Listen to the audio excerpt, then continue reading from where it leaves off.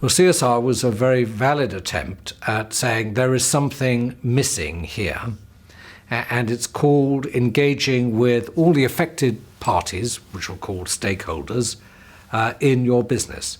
Over time, I think this very valiant attempt became a little corrupted. It became isolated, separated from the business as a whole, became a little bit less interesting to boards of directors who really wanted to know where the money was being made, and it was not coupled to the real value generation that was being created in the company. There's a notion of win the game and play the game.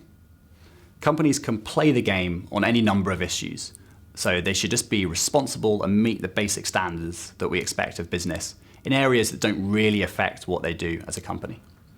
But they can select a number of issues, one or two issues, where they can win the game, where they can really adapt and lead the entire industry on a subject that is core to the company's operations. When companies define their contribution, it's very important to pick something that is right at the heart of what they do as a business. Unilever's Sustainable Living Plan, which we talk about in the book based on the interviews, that's a living plan which is aimed to double the size of the business, but equally to improve the health and well-being of over 1 billion people worldwide.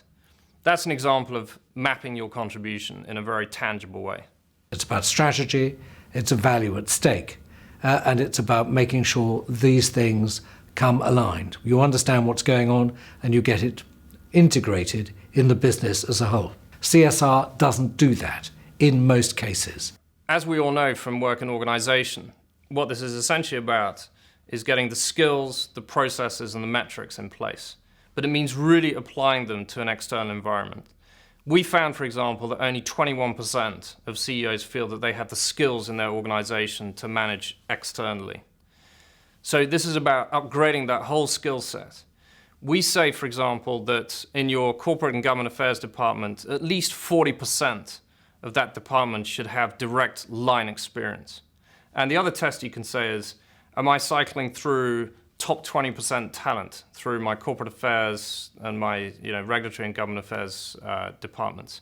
It's got to be a real commitment to excellence and to success in the organisation.